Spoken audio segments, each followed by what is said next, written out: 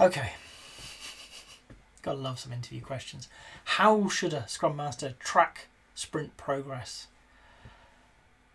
Why should a Scrum Master track sprint progress? I mean, how they do it is A, not interesting, and B, not their job. So if you want to track it, use an online tool, use a spreadsheet, get a piece of paper. It doesn't really matter. It's not difficult. Sprint progress is essentially, we took this much work in. We're working towards this goal. We need to deliver this stuff to get to that goal. How are we doing against that? Okay. At its simplest, we took 12 things in. We've got a 10-day sprint. We should deliver about 1.2 per day. Draw a burn down chart and have done.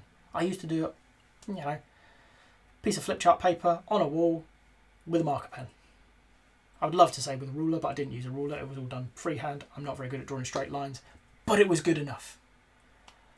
But why? Why would a Scrum Master be doing that work? Who needs to understand that? Scrum Master doesn't. Scrum Master is responsible for, the creation of an environment where the Scrum team can deliver a great product, can form a great process around themselves, become awesome. They're not responsible for the delivery of a product. That's the developers. That's the product owner. So, why would a Scrum Master be involved in this? I used to do it because that's what we thought Scrum Masters did. And I and many people in the community realised that's a waste of time. Because for me to do that update, I have to ensure that I know where all that information is. And I'm not working on it. So I have to either trust that the developers have updated the board, and if you do that, bless your little cotton socks, it's out of date, you just don't know how. Or I need to go and disturb the developers. I need to talk to them to understand where they are, get everything up to date, and then track it. Seems like a lot of work. And here's the problem with it, even more than giving John more work than he likes to do. Okay? I have to go and disturb developers while they're doing the valuable stuff. What happens when we disturb a developer? You walk up and you say, "Hi John, I just need to understand." So they need to stop what they're working on. Okay? Turn to you, think about your question, answer your question, and then get back to what they were doing. On the face of it, really simple, really straightforward. Okay? But the problem is that's not actually what happens. What happens is you disrupt them, they unload, they just lose very often their train of thought. Okay?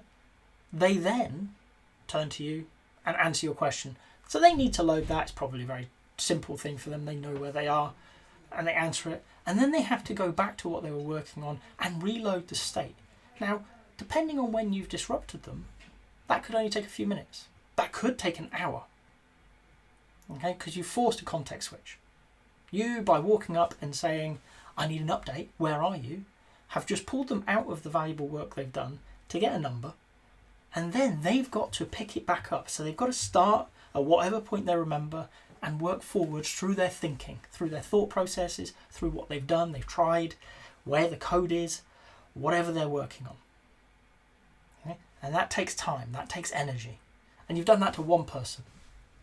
Great, you've got 6 people in your team, you do that 6 times, you've potentially just wrecked 6 hours worth of work. One of them could have stayed in bed today, and you'd still be at the same level of outcome, same distance travelled towards your goal in all likelihood. Okay? Because you want to update where the sprint is. So instead, don't. It's not on you as a Scrum Master, it's not our responsibility. We're not involved in the delivery of a product.